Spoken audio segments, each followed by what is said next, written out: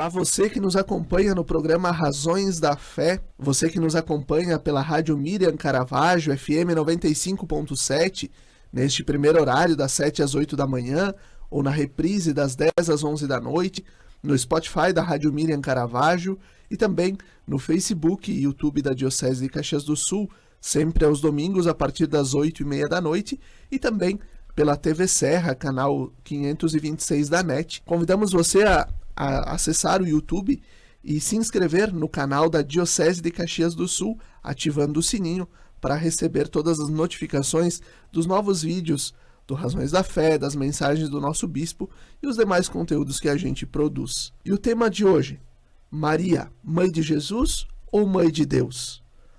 Nossos convidados, o padre Daniel Danioluso Zatti, que além de filósofo e teólogo tem a formação em engenharia química e é mestrando em teologia pela Pontifícia Universidade Católica do Rio Grande do Sul e pároco na paróquia São Ciro, em Caxias do Sul. Padre Daniel, obrigado pela tua presença. Obrigado, Felipe, pelo convite e saúdo a todos que nos acompanham pela Rádio Miriam. Hoje é um dia muito especial e olharmos para a figura de uma mãe que nos ama profundamente, que nos acalenta com a sua ternura, é sem dúvida um momento de gerarmos esperança para todos nós na caminhada de mais um ano que se inicia. Perfeito, muito obrigado. E temos a irmã conosco aqui, a irmã Eliette Dalmolin, que é religiosa da Congregação das Irmãs de São José de Chambéry, diretora espiritual do movimento Cenáculo de Maria da região serrana, graduada em Ciências Biológicas, mestre em Ensino de Ciências e Matemática pela Universidade de Caxias do Sul e atua como professora e diretora nos Institutos de Educação da Congregação. Bom dia, irmã Eliette, obrigado pela presença. Olá, feliz ano novo, Felipe, Padre Daniel. Vamos fazer uma reflexão sobre Maria, Mãe de Deus, um tema pertinente para esse dia e para que nos guie, que a Maria, Mãe de Deus, nos guie no decorrer deste ano. E hoje nosso tema, Maria, Mãe de Jesus ou Mãe de Deus? O dia 1º de janeiro é consagrado a Nossa Senhora, como o Padre Daniel recordava, É o dia onde celebramos a solenidade da Mãe de Deus, de Nossa Senhora Mãe de Deus. E eu já desenvolvo a primeira pergunta ao Padre Daniel. Quem é Maria? Ela é uma pergunta que se divide em 3. Quem é Maria? Onde ela nasceu? E o que sabemos sobre a vida dela? Essa é uma pergunta muito importante, porque assim como para nós sabermos quem nós somos, nós vamos buscar responder a pergunta sobre quem é nossa mãe. Se a nossa mãe nasceu no Rio Grande do Sul, se nasceu em Caxias, se nasceu em Casca, se nasceu no Paraí, isso tudo vai fazendo com que a gente vá remetendo às raízes da nossa própria história, da nossa própria vida. Perguntar sobre quem é Maria qualifica a nossa relação com ela. Nós estamos aqui ao lado de um santuário, Nossa Senhora de Caravaggio, e olhar para ela a partir da onde ela nasceu, a partir da onde ela apareceu depois, nas suas múltiplas aparições, significa perceber também qual que é a relação que ela quer estabelecer conosco. Maria de Nazaré, nascida num contexto da Palestina, nascida não sabemos exatamente em que ano, mas já faço aqui uma menção a uma carta apostólica do Papa São João Paulo II, que instituiu em 1987 o jubileu de nascimento de 2000 anos de Nossa Senhora. O ano de 1987 foi um ano mariano para toda a Igreja Católica. Remete a quê? A que 2000 anos antes ela teria nascido. Por que se celebrou esse jubileu? Foi em preparação ao jubileu do nascimento de Jesus, do ano de 2000, 13 anos antes, então, mais ou menos a idade que se estipulou pela tradição, que Maria teria concebido. Então se celebrou esse ano jubilar. E Maria, sendo da região da Palestina, interessante nós conhecermos quem era a mulher na região da Palestina, na época de Jesus, quem eram os galileus, né? Nazaré se compreende na região da Galileia, esse estado separado pela Samaria de Jerusalém, daquela região onde a fé judaica era expressa de uma forma bastante singular, bastante plural ao mesmo tempo, singular no sentido de ser uma fé muito viva, muito importante para todos aqueles que tinham alguma expressão de fé.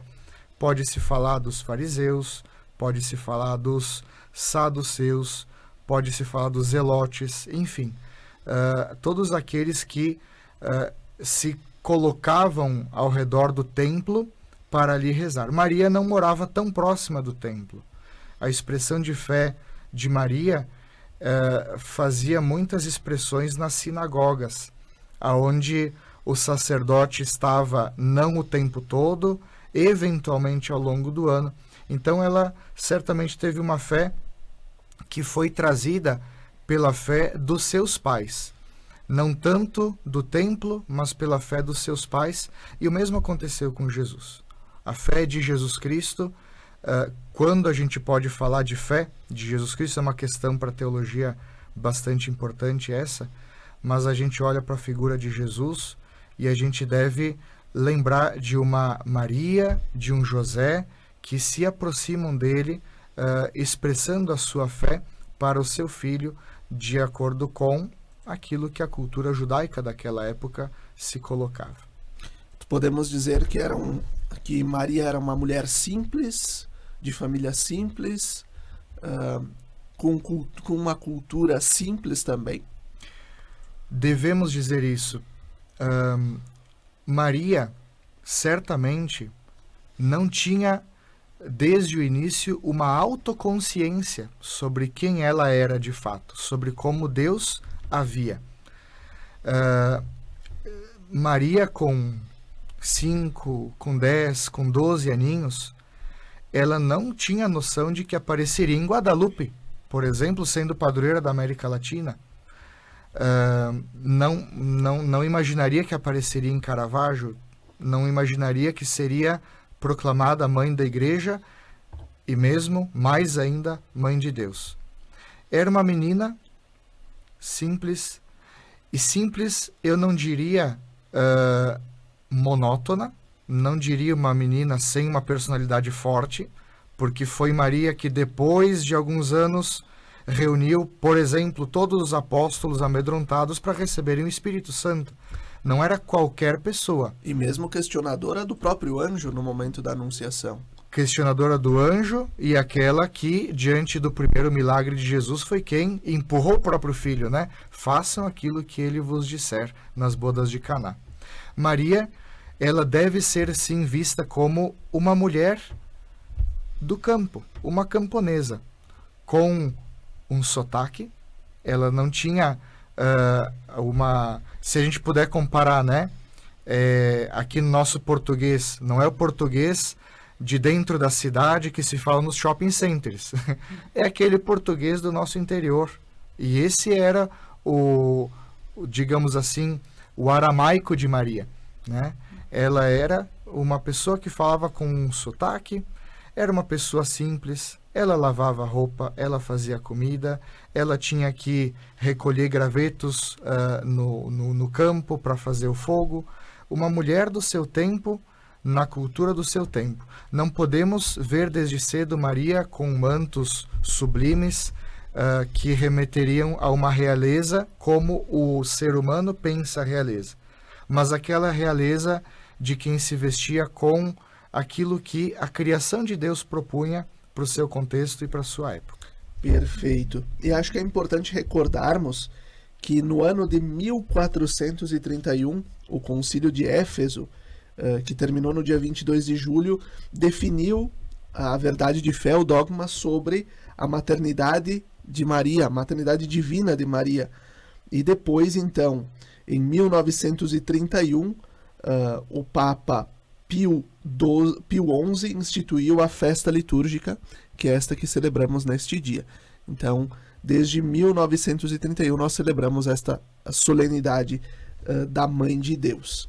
Exatamente, e é importante quando se fala do dogma, né? É um dogma mariano, a maternidade divina. Esse dogma, quando do Concílio de Éfeso, a gente teve um auxílio desse dogma para compreendermos as duas naturezas de Jesus Cristo. Jesus, verdadeiro homem, Jesus, verdadeiro Deus. Então, a questão da maternidade divina de Maria também estava atrelada à discussão da época. Quem é Jesus Cristo? E é interessante, para responder sobre quem é Jesus, se foi buscar a mãe. Quem é a mãe dele? Irmã Eliette, e quem é Maria para a igreja e na piedade popular, nos costumes do povo? Nossa, é uma excelente pergunta, Felipe, e é uma pergunta que merece uma pesquisa, né? Uma retomada, porque é importante voltarmos e refletirmos sobre isso. Nós entendemos, nós conversamos, né? Quem é Maria para nós, para as nossas famílias, para aquilo que nós aprendemos na catequese, que é a mãe de Jesus. É a mãe de Jesus, é aquela que nos orienta, aquela que vai mostrando o caminho de mãe, aquela que vai mostrando sua maternidade, seu aconchego, seu amor para com os seus filhos, né? Mas fazendo uma breve retomada, né? Então, Maria é a mãe da igreja, por ser a mãe de Cristo, que Cristo é a cabeça da igreja, que é o seu corpo místico. Maria é também a mãe da igreja.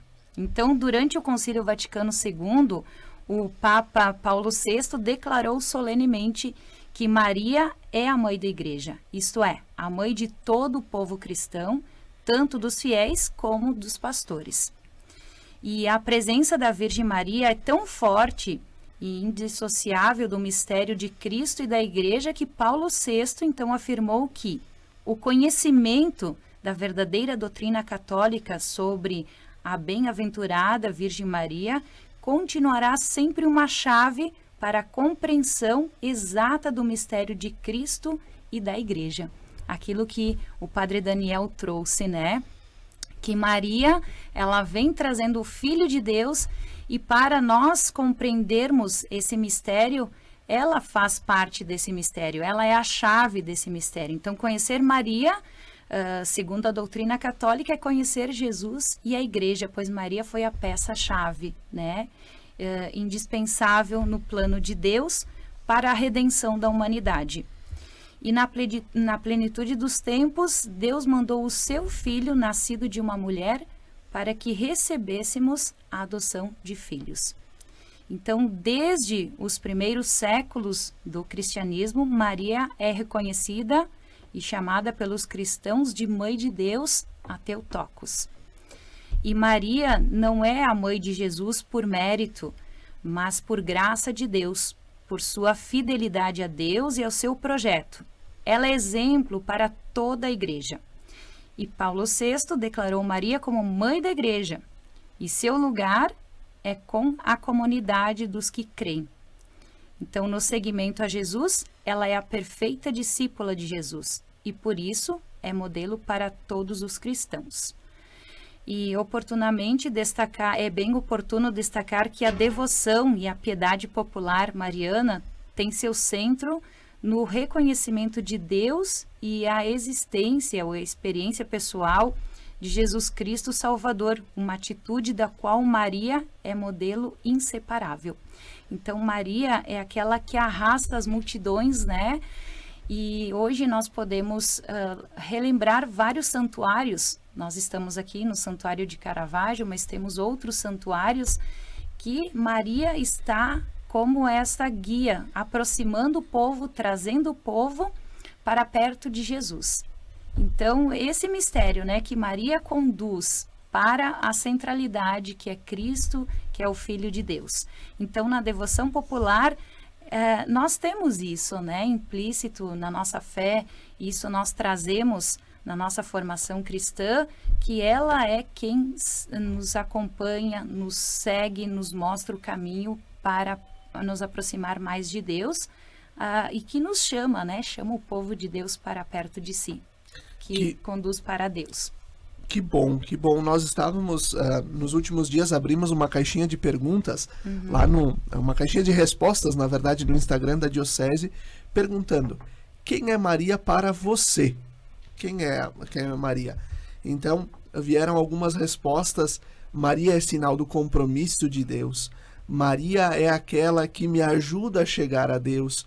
Maria é sinal do amor. Maria é aquela que disse sim com o pensamento em mim. Achei muito interessante essa resposta. Aquela que disse sim com o pensamento em mim. Ou seja, é aquela que, mesmo sem ter a consciência do que aconteceria, né, depois do seu sim, ela acredita e ela certamente se coloca nas mãos de Deus para ser instrumento dele. E assim nós vamos concluindo o primeiro bloco do nosso programa Razões da Fé deste domingo. Fique com a gente.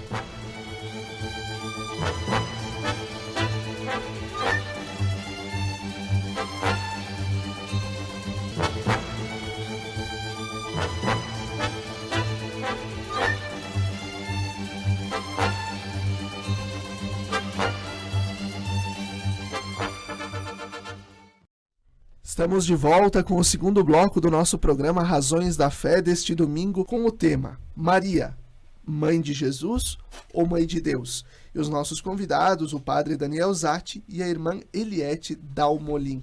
E aí eu já pergunto para o padre Daniel, quais são os dogmas da Igreja sobre Nossa Senhora, sobre Maria? É importante sabermos sobre os dogmas, lembrarmos o que é um dogma. O dogma é uma verdade de fé, que a Igreja, ao longo do tempo, inspirada pelo Espírito Santo, Jesus nos prometia um paráclito, né, um defensor, aquele que continuaria nos conduzindo nos caminhos de Deus para saber o que são esses caminhos. E a Igreja, ao longo de 2000 anos, ela consegue com cada vez mais clareza falar sobre a própria fé. Mesmo que a plenitude da revelação se dê em Jesus Cristo, a Igreja vagarosamente vai percebendo o que ele nos revelou totalmente. Quando ele nos revela Maria, então nós temos, ao longo de 2000 anos, 4 afirmações, 4 dogmas marianos. O primeiro, do qual a gente já falou, é o da maternidade divina. Um outro dogma que a gente tem é o da virgindade perpétua de Nossa Senhora. Dizer que Maria concebeu sob a ação do Espírito Santo, mas também falar que logo depois do parto, antes, durante e depois, assim que se expressa o dogma, ela continua sempre virgem. E a virgindade de Maria, ela também foi discernida ao longo dos séculos. Mas não a partir de um dado momento em que o Papa, cardeais, bispos, enfim, decidem isso pela Igreja toda, não. A partir de uma fé que já acompanhava o povo de Deus desde a sua origem, desde o princípio se falava da Santa Virgem, Mãe de Deus. Então, é uma constatação que a Igreja faz por causa de uma fé anterior, de uma fé que já vinha acontecendo. Então, a virgindade de Maria. Também nós temos o dogma da Assunção de Nossa Senhora. O dogma da Assunção é o dogma que fala que, transcorridos os dias de Maria aqui na Terra, findados os dias de Maria aqui na Terra, ela foi assunta aos céus. Significa que ela foi assumida de corpo e alma no seio da Trindade Santa. Isso quer dizer que ela já está ressuscitada, que ela já, como a gente pode sintetizar, ela é aquilo que nós seremos um dia, embora tenha sido, quando estávamos conosco, aquilo que nós não somos agora. Foi o que não somos, é o que seremos, quando a gente fala do dogma da Assunção de Nossa Senhora. E a gente tem Agora, quais foram os dogmas que eu falei? Tu falaste da maternidade, da virgindade e da Assunção. E da Assunção. Eu vou ter que lembrar do quarto dogma mariano para explicá-lo bem. Eu fiquei com branco agora. Então, vamos passar para a pergunta para a irmã Eliette e depois a gente retorna à questão dos dogmas. Isso. Irmã, qual o papel de Maria na obra da salvação? Certo. Então, Maria, ela ocupa um lugar especial na história da salvação e é por isso que ela é digna de todo o respeito e veneração. Pois Deus quis utilizar-se de Maria para fazer com que o seu divino Filho chegasse até nós. Então, quando chegou a plenitude dos tempos, mandou o seu Filho, nascido de mulher. E Cristo veio até nós por meio da geração humana. Quis ter mãe e quis encarnar-se mediante a participação vital de uma mulher, da mulher bendita entre todas, por meio da Virgem Maria. E segundo o beato Paulo VI, que sem a figura humana de Maria, não compreendemos também a figura humana de Jesus. Então, recorda-nos o Concílio Vaticano II, na Constituição Dogmática sobre a Igreja, que Maria não foi instrumento meramente passivo nas mãos de Deus, mas cooperou na salvação do homem com fé, uma fé livre e pela obediência. E é por Maria que nós temos Jesus na sua primeira relação conosco. Então, ele é homem como nós, é nosso irmão, pelo mistério materno de Maria. E se quisermos, portanto, ser cristãos, devemos também ser marianos. Isto é, devemos reconhecer a relação essencial, vital e providencial de que une Nossa Senhora a Jesus e que nos abre o caminho que leva a Ele. Então, o Papa Bento XVI, na 5ª Conferência de Aparecida, fez ver este papel, né, de Maria tão importante no seio da Igreja, que diz que, como na família humana, a Igreja, a família, é gerada ao redor de uma mãe, que confere alma e ternura à convivência familiar. E Maria, mãe da Igreja, além de modelo e paradigma da humanidade, é artífice de comunhão. Um dos eventos fundamentais da Igreja é quando o sim brotou de Maria. Ela atrai multidões à comunhão com Jesus e na sua Igreja, como experimentamos muitas vezes nos santuários marianos, né? E por isso, como a Virgem Maria, a Igreja é mãe. Isso diz o documento de Aparecida 268, né? Então, a pergunta, qual é o papel de Maria na obra da salvação? É o seu sim para o projeto de Deus. Ela deu o seu sim, não de forma coagida, mas de forma livre e com muita fé. E a partir desse sim, então, nós temos a presença do Cristo de Deus vivo, humano entre nós. E nós podemos dizer, Padre Daniel, que Maria foi preparada desde o seu nascimento para receber Jesus no seu seio? Exatamente. Esse é o quarto dogma, né, que a gente ia se referir. Deu branco no padre, o padre, queridos ouvintes, cansado no fim do ano terrível, ele fala muito sobre Maria, e aí justamente quando vai falar sobre os dogmas, uma questão tão simples, escapa o da Imaculada. Inclusive no meu quarto eu tenho um quadro enorme da Imaculada, é a última imagem que eu vejo antes de dormir e a primeira ao acordar. Na paróquia São Ciro, no dia 8 de dezembro, fizemos, inclusive, que é o dia da Imaculada, né? A consagração de praticamente 30 pessoas que se colocaram como filhos de Maria, né? E assumiram a devoção de rezar o terço diariamente através de uma consagração especial. Esse quarto dogma da Imaculada Conceição fala da concepção de Maria, né? Logo antes do seu nascimento, ela já estava sendo preparada. e a mancha do pecado original não atinge Nossa Senhora por um privilégio especial, por uma preparação de Deus ao nascimento de Jesus Cristo. Eu retorno a falar, Maria não tinha essa autocompreensão, ao menos nós não podemos afirmar isso.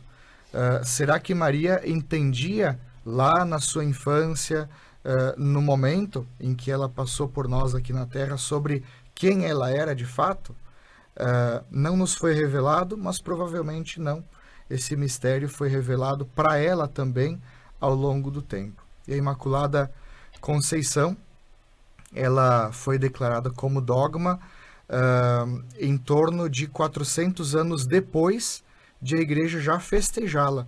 Foi declarada como dogma por Pio IX, e quando esse dogma foi declarado, existe uma fala desse Papa, né, para uma irmã religiosa da época, uma amiga dele, dizendo que ele, estando na capela Vaticana, né, numa celebração solene, eram 50 mil pessoas presentes, e na época não existiam meios de comunicação como temos hoje, então o Papa tinha que falar com os seus pulmões para toda essa gente. E ele dizia para a irmã, não, na hora, eu não conseguia ver como falar para tanta gente sobre quem seria Maria nesse novo dogma, né, instituído por mim. E em um dado momento, minha voz parecia que ficava um tanto trêmula diante de tanta multidão, mas quando eu fui fazer a declaração do dogma mariano, tive uma experiência de Deus, uma experiência de Maria tão fantástica, tão sublime, que a minha voz pareceu que recebeu uma força que não vinha de mim, uma força que veio de fora de mim. E a declaração do dogma da Imaculada foi tão forte, foi tão audível, que ressoou por todos os 4 cantos da Basílica Vaticana, e todos puderam ouvir com clareza que ela é a Imaculada Conceição. E aqui faço menção, não tenho como deixar de fazer essa menção, da aparição de Lourdes para uma menina, Santa Bernadette Soubirous, que não tinha como saber do dogma, não saberia explicar o que é um dogma, era uma menina iletrada, paupérrima, de saúde fragilíssima, e quando o padre da época, da aldeia dela, né, pediu para ela quem é essa aparição, e ela, sem saber dizer que era essa aparição, disse, olha, a aparição somente me dizia para dizer para o Senhor que ela era a Imaculada. Então nós temos sinais de Deus belíssimos que giram em torno de cada um dos dogmas, que giram em torno de aparições, né? A gente acho que vale aqui um testemunho pessoal. No dia 1º de janeiro de 2019, eu tive a graça de estar no Santuário de Nossa Senhora de Guadalupe, padroeira da América Latina, e perceber todos aqueles nativos que séculos atrás tinham como tradição de fé elevar a Deus sacrifícios humanos, e depois da aparição da Virgem de Guadalupe para aquele povo nativo da América Latina, o povo maia, o povo asteca, que era um povo muito violento, mas também de alguma forma para o povo inca, aqueles nativos deixaram gradualmente de oferecer sacrifícios humanos, e hoje quem visita o Santuário de Nossa Senhora de Guadalupe se admira, se encanta com os rituais de louvor a Maria, belíssimos, belíssimos. Elevam a ela os louvores ao invés de exterminar humanos em sacrifício. Maria que purifica uma civilização e humaniza uma civilização, porque ela é modelo de humanidade. Ela mostra Jesus, que é o grande modelo de humanidade. Acho que vale a pena a gente olhar também para as aparições, porque também nos dizem sobre quem é Maria, o que é a ternura e quem é o ser humano. Perfeitamente, Padre Daniel. Irmã Eliette, biologicamente falando, tu que és bióloga, como compreender a encarnação de Jesus e o que Maria ofereceu a Jesus para que ele pudesse nascer, crescer, se desenvolver e se reconhecer tal como ele é, filho do homem? O que Maria ofereceu para ele? Um ventre, um carinho, a ternura, biologicamente. Como é que a gente pode explicar isso? É interessante conversar sobre isso, né? E escutando o Padre Daniel trazendo todas essas questões, né, de Maria que aparece a um povo com características, com uma cultura, né, específica, e ela está ali como aquele suporte que guia, que dá força, que orienta. E Maria, como nós já comentamos aqui, uma mulher simples de Nazaré, uma menina praticamente, mas muito sábia por conta da sua vivência, da sua fé. Então, ela vivia num vilarejo, num povoado, onde ela cultivava a fé na relação com as pessoas, atenta na humildade, no silêncio, na harmonia. Ela vivia a fé e ela demonstrava isso através do seu jeito de ser nas suas ações. E é isso que ela perpassou para Jesus, né? Então, ela disse sim ao projeto de Deus pela fé que ela tinha, que ela cultivava, que ela desenvolvia junto com o seu povo, junto com a sua realidade, junto com a sua cultura, com o seu contexto, né? Porque se nós formos olhar hoje, né, nós humanos, nós somos pessoas de relações, né? Então, as relações que nós temos entre nós nos torna pessoas melhores, nos torna pessoas com uma sabedoria diferenciada, né? A gente pode olhar na questão educacional de escola. Nós tivemos o exemplo da pandemia, que nós nos distanciamos e isso afetou muito as nossas relações, a nossa compreensão. O conteúdo ele estava, mas faltava o que era essencial, o estar próximo, o olhar, o cheiro, a convivência. Isso faz parte da vida humana, né?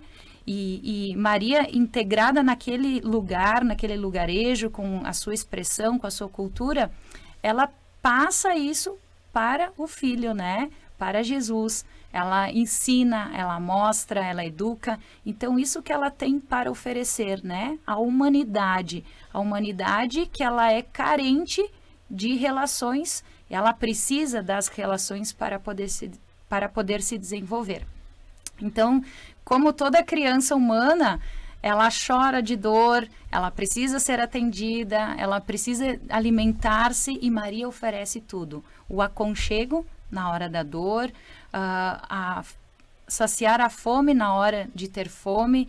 Ela oferece uma educação de acordo com o povo, a cultura local, da melhor forma possível e, claro, tudo isso regado a muita fé, a muito amor, né? Isso que ela oferece. Então, as necessidades biológicas, ela faz com mérito, né? Como mãe acolhedora, e também toda essa questão da fé, da essência, né? Do espírito, da alma. Claro que ela compreendia, como o padre trouxe, né? Ela tinha compreensão de muitas coisas e outras ela não tinha compreensão. Mas isso é o mistério da fé. Quando nós falamos em mistério da fé, a ciência não explica, né? É vivencial, é relacional, é sentimental. A ciência, ela explica, relata aquilo que é evidência. E ela tem respostas. A fé não tem muitas respostas. É vivência, é relação, é interação, é o cuidado, é o interesse pelo outro, né? Pelo cuidado. Então, Maria tinha muito a oferecer daquilo que ela era, como pessoa humana, atendendo às necessidades fisiológicas, biológicas, espirituais, teológicas, de acordo com o contexto daquela época, né? Um contexto judaico, um contexto simples de um vilarejo, aonde ela se situava. Acredito que seja mais ou menos isso, né? Que debate interessante que nós estamos tendo, falando de Maria, que não só mãe de Jesus, do Jesus histórico, mas mãe de Deus, né? Como o padre Daniel falava antes, que falando da maternidade de Maria, nós explicamos ou esmiuçamos um pouco mais sobre as duas naturezas de Jesus, o Jesus que era puramente homem, mas puramente Deus também. Nós vamos encerrando este segundo bloco do nosso programa Razões da Fé deste domingo. Fique conosco.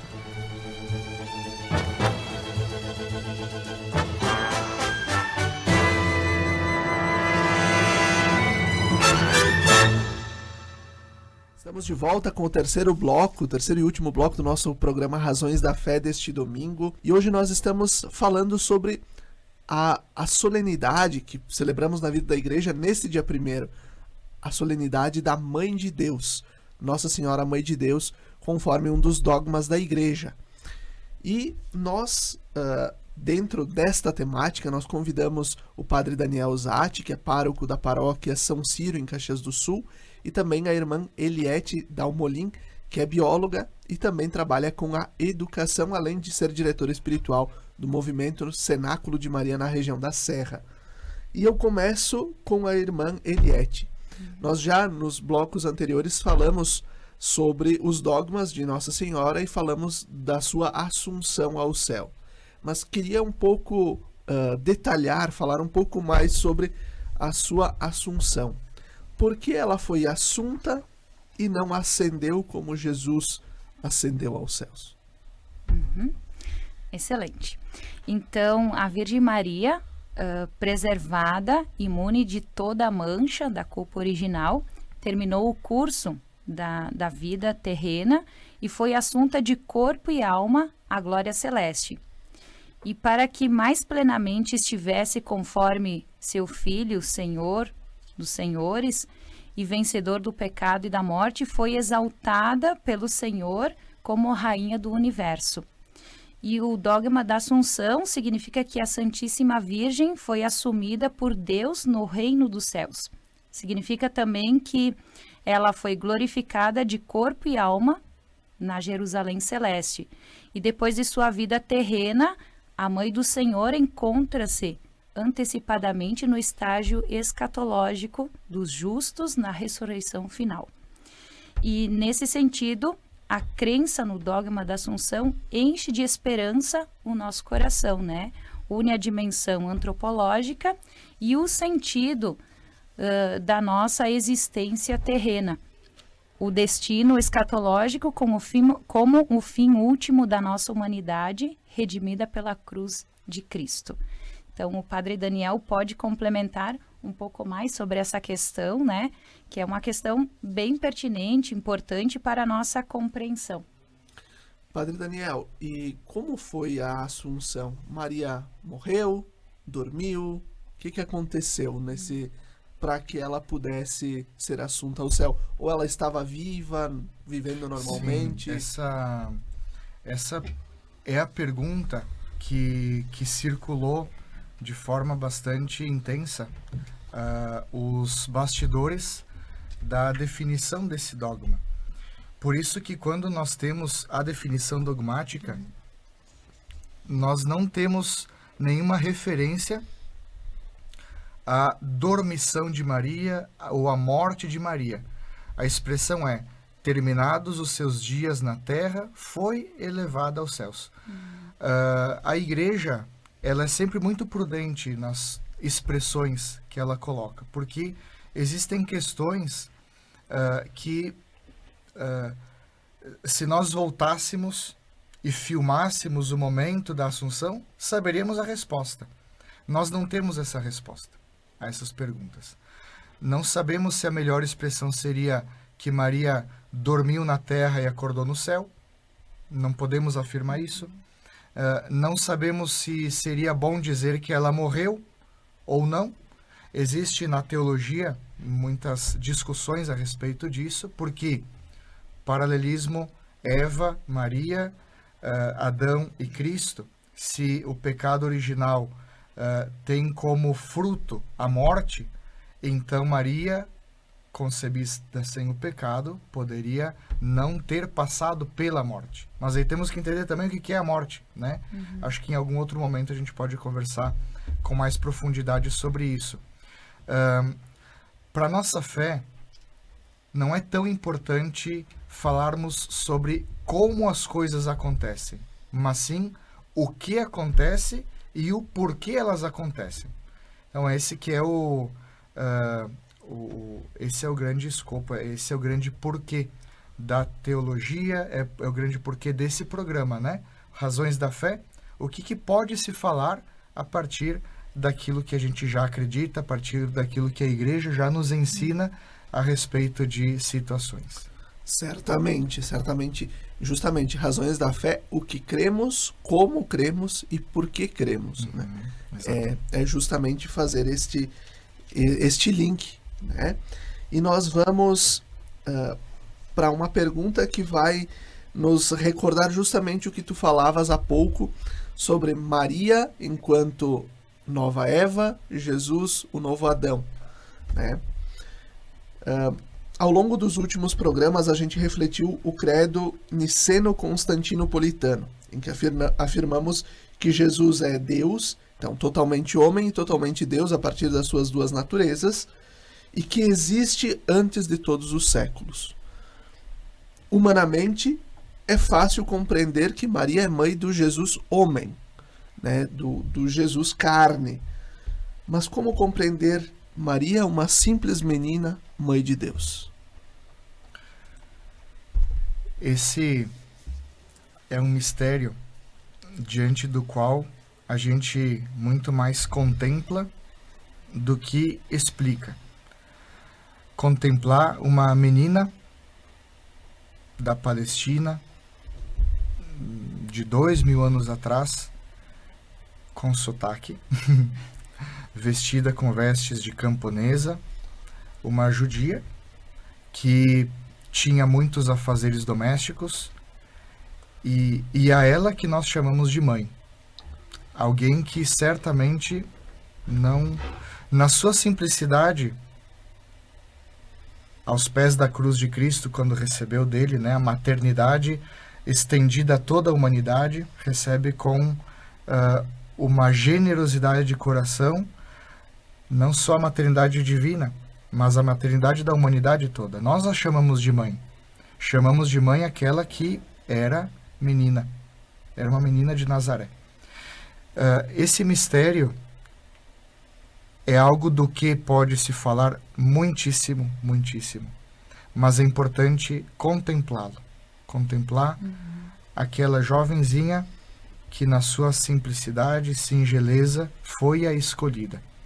Foi aquela que nos assumiu, aquela que assumiu o próprio Deus, e se tivesse ali alguma gota de arrogância, de vaidade, de orgulho, ela não teria sido quem foi.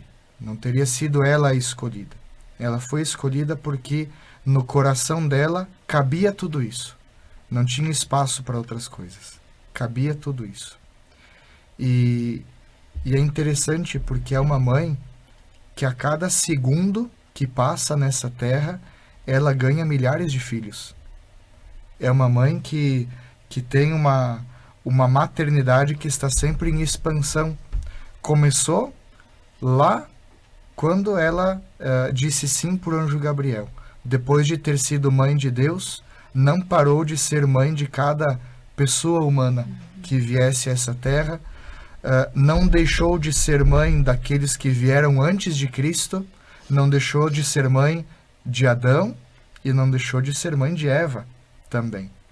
Quando a gente fala de comparar, né, Adão com Jesus, o Adão, primeiro homem, uma criatura capaz de se relacionar com Deus, foi por conta de sua fraqueza, do seu pecado, aquele que trouxe para a humanidade uma herança que ninguém quer, que nos corrói, trouxe a morte para dentro da vida humana e também trouxe uma inimizade para com Deus.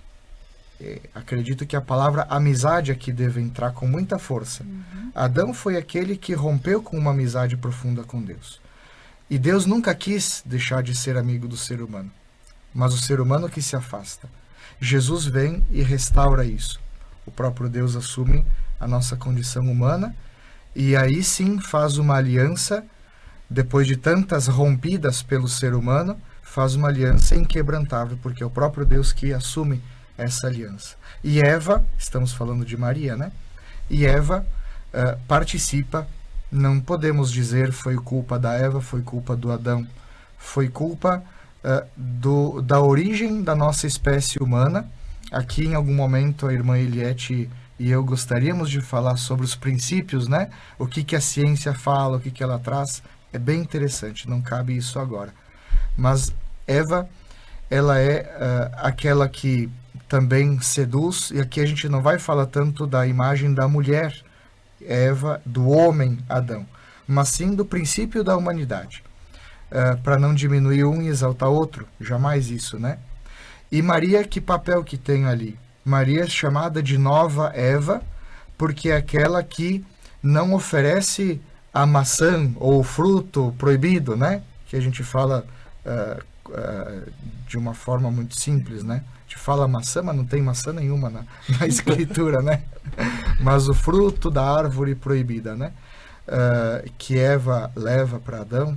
Então, de alguma forma, Maria leva para Deus a manjedoura, leva para Deus o berço, leva para Deus a possibilidade de ele se encarnar e restaurar tudo. E restaurar, inclusive, a própria Eva, o próprio Adão, que estão ali na origem do pecado, estão na origem da desfiguração do ser humano. Maria é aquela que traz de volta a figura do ser humano, porque ela se torna modelo, não só para mulheres, não só para mães, não só para judias, não só para cristãos. Maria é modelo de ser humano para toda a humanidade. Distintamente de Jesus, Jesus não pode ser chamado de criatura, embora tenha assumido a condição de criatura. Ele é gerado, não criado.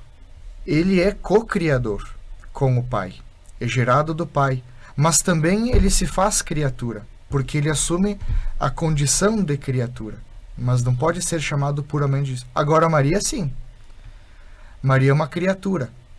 Então quando nós olhamos para Maria como mãe, a gente não está vendo natureza humana e divina juntas em união hipostática, né? É um termo bem difícil esse, mas que a gente também usa para falar sobre Jesus Cristo, que tinha natureza humana e divina ao mesmo tempo, né? Mas Maria não tem união hipostática, não é deusa e criatura. Ela é uma criatura. Então a nossa similaridade com Maria, de alguma forma, abre uma empatia que, de alguma forma, aquilo que nós temos em alguma distinção em relação a Jesus não tem nenhuma em relação a Maria, a não ser, claro, a graça da Imaculada, a não ser o fato de nunca ter pecado, a não ser o fato de já ser ressuscitada. Temos algumas peculiaridades, mas as peculiaridades de Maria apontam muito mais para aquilo que nós seremos do que para aquilo que não somos agora. A Igreja, no prefácio da Imaculada Conceição, lá do dia 8 de dezembro, nos ajuda a rezar assim: Nela nos destes as primícias da Igreja, esposa de Cristo, sem ruga e sem mancha, resplandecente de beleza. Escolhida entre todas as mulheres, modelo de santidade e advogada nossa, ela intervém constantemente em favor do vosso povo. E aqui, em off, no momento do intervalo, nós conversávamos, né, sobre Maria, que visita Isabel, aquela que se desprende e que vai também ajudar Isabel, já anciã, né, até o nascimento de João Batista, né, e ali há o encontro do precursor e do Salvador. Como é que nós podemos contextualizar Maria como aquela que intercede, que intervém, mas aquela também que não fica lá na monotonia, como nós já falamos, mas está a serviço também dos homens, do povo. Exatamente. É muito bonito refletir sobre isso, né? E fazer memória, trazer presente essa disponibilidade e esse serviço de Maria, porque ela não foi introspectiva com o convite de ser a mãe de Jesus, e bem como o padre trazia na reflexão, né, ela não tinha um pingo de, vamos dizer, individualismo, mesquinhez. Ela era totalmente liberta, né, pela vivência da fé, pelo seu pensamento, pelo seu cultivo, ela era inteiramente disponível à vontade de Deus. Então, a sua beleza era isso, né, a revelar aquilo que ela tinha de bonito nos seus sentimentos, nos seus pensamentos, no seu cultivo, que a colocava a caminho. Ela não ficava quieta, parada, ou recebia as graças de Deus e se calava. Sim, ela se calou muitas vezes, em muitos momentos, mas por algum contexto necessário. Mas ela sempre se colocou a caminho, ela sempre se colocou a serviço, sendo que, quando ela recebeu a mensagem do anjo, disse sim, ela foi ao encontro, né? Ela saiu, ela não ficou, e ela não foi contando, mas sim expressando, né? Demonstrando isso de alguma forma, se colocando a caminho, se colocando a serviço. Exatamente. E completando, né, o caminhar de Maria, que não cessa, ela... Desde que se começou a falar sobre Maria, que foi desde o momento em que ela disse sim para o anjo Gabriel, ela se coloca a caminho com uma dupla intenção ao encontro de Isabel. Primeiro, porque ela fica sabendo que alguém precisaria de ajuda. A caridade move Maria. Em segundo lugar, como um momento de constatação de que era verdade aquilo que ela tinha encontrado diante do anjo Gabriel, de que ela também estava grávida. Quando encontra Isabel grávida, ela se dá por conta. Tudo isso é verdade. E Maria é alguém que não para de ir ao encontro de quem precisa. Aqui a gente pode retomar a questão de todas as aparições de Nossa Senhora e de toda a roupagem da qual ela se reveste. Como mãe, ela percebe a necessidade lá naquele lugarejo da Itália, chamado Caravaggio, de aparecer para uma senhora jovem que estava com muitas dificuldades na sua vida familiar, matrimonial, e ali jorra uma fonte que até hoje traz uma fé muito profunda para o povo italiano e aqui para o nosso povo da Serra. A gente vai falar de uma Nossa Senhora que aparece em Fátima, uma Nossa Senhora que aparece em Lourdes, uma Nossa Senhora que aparece em Guadalupe, uma Nossa Senhora que aparece em Aparecida, e são muitíssimas aparições de Maria. Nenhuma dessas aparições pode ser compreendida isolada de um ir ao encontro de quem precisa, um ir ao encontro com roupagem de mãe diante daqueles que querem se colocar diante dela. Então, foi muito boa a nossa conversa aqui sobre Maria. Da nossa mãe a gente poderia falar bem mais, né? Mas a gente finaliza agradecendo pelo convite e desejando a todos os nossos ouvintes que tenham um coração cada vez mais aberto para a realidade de Maria nas suas vidas. Que Maria, Mãe de Deus, possa sempre interceder junto de Deus, junto de seu Filho Jesus, por cada um de nós. E nós agradecemos, Padre Daniel, pelo convite, pela presença, né? Irmã Eliette, pela tua presença. E nós vamos concluindo o programa Razões da Fé deste domingo. Até o próximo domingo. Um grande abraço a todos.